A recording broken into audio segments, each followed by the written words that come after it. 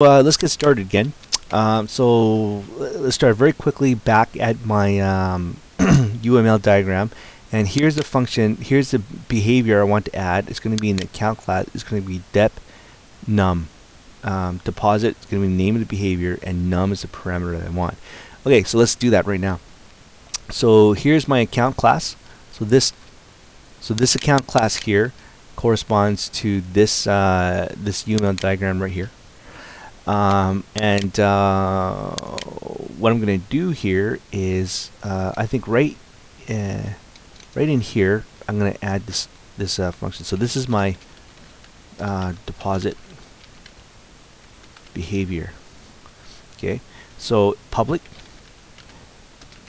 Okay, I'm gonna go public void for now. That'll change later, and it's called deposit, and go float amount. Pretty simple. Okay, open bracket, close bracket. There you go.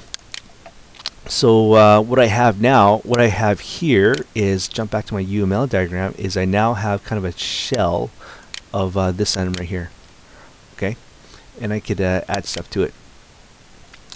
So let's have a look at this line here very quickly, and let's read it. Let me explain this in plain English. So dep is the name of the behavior or function. Okay, and this behavior is expecting one argument or parameter. Okay, of the type float. Float is the variable amount is of the type float. What float means that is I'm expecting like a decimal number.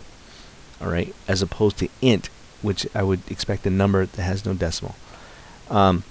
Void simply means that this behavior won't return anything when it's done.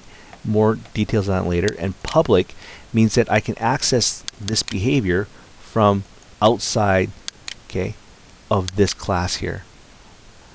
All right, and I'll illustrate what this does if you change it a little bit later. Okay, so let's look back at our plans here. So I want to get the amount that I want to deposit. How do I do that? Well, actually, it's right here. So the amount I want to deposit will be passed to this behavior, okay, and will be stored in the variable called amount of the type float. Okay, now what I want to do is I want to get the balance of the client account that I want to deposit to. So how the heck do I do that? So this is how you do it.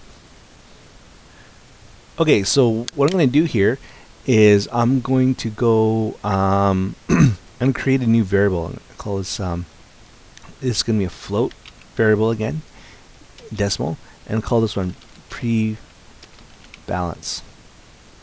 All right, for previous balance. You notice that carefully chosen variable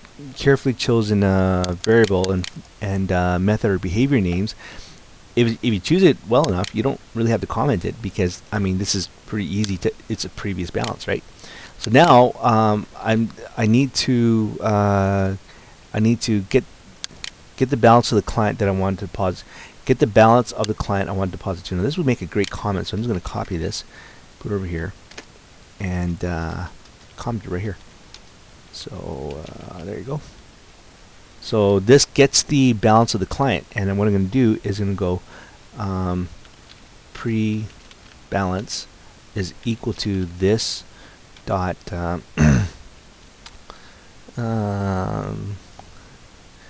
what do I call it here? This dot bal. Okay, there you go. Okay, oh, just want to back up. Show you something for a second. Now, when you back up here, when I type this dot, you notice that I get a little pop-up box here. And you notice that my fields have a little red, are color coded with a little red square here. Okay, and I could just type it in like that, right? So very quickly, how can now this is this balance is a private field. So how can I access it here? Well, private means that private. Now, why don't I go through the assessor method to access the data in this property? The reason is because I don't have to, because this is a private this has a private scope, okay, the word is scope as a private scope, meaning that anything in this file can access this variable because it's private, but nothing outside of this file. All right. So again, just a quick review of scope. In this case, variable or property or field scope. And actually, the word public here also has to do with scope, except this is not we're not talking about a variable, a field, or a property. We're talking about a behavior or a method. Okay, so this defines the scope of the deposit method or behavior. Okay, so now what I want to do from here is now let's go back to my plan here. So now I did this, I got the balance I want to apply to, and what I want to do now is I want to add the amount I want to deposit to the balance. Okay, so how do I do that? Well, I'm going to go just like this. Actually, I think I'm going to start with a comment. Why not? So in here, I'm going to copy this because that would make a great comment. All right, and what I'm going to do here is I'm going to create another variable, float new balance. Okay, and then I'm going to go. I want to add new balance equals okay,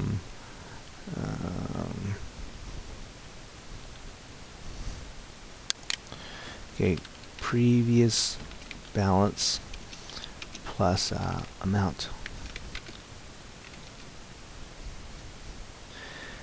Okay, so that should do it. If you follow the logic of this, it should all work. And you can see here that I'm right at the bottom here. I'm done. Okay, but just because I have a little bit of experience here, I know that I'm missing something.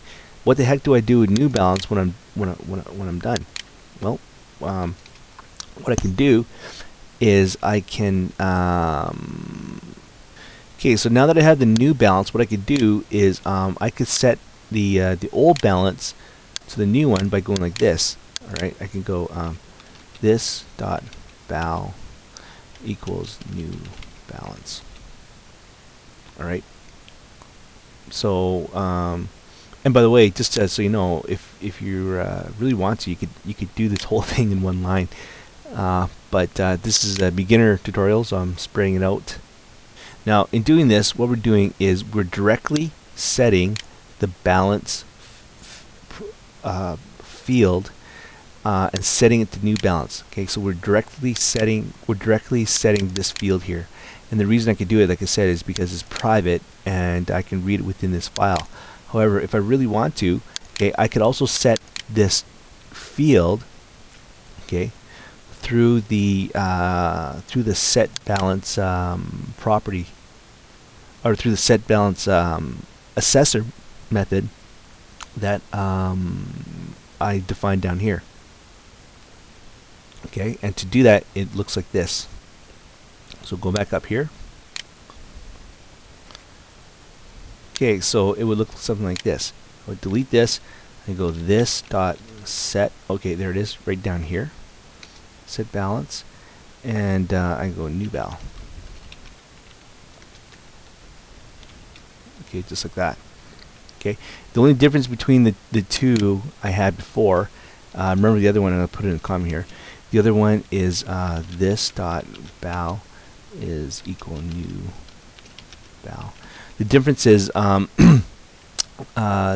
this line here, okay, sets the balance field directly. This one here sets the balance field by first going through this behavior property. And again, in here, I could list all of the list an algorithm. Yes, I never spelled it right. Or criteria to meet before setting the balance field. Okay, and I could define that any way I want. Okay, so getting back up to here, so here it is. Okay, this is my deposit behavior, and what we're going to do in the next video lesson is we're going to test it out, give it, try it out.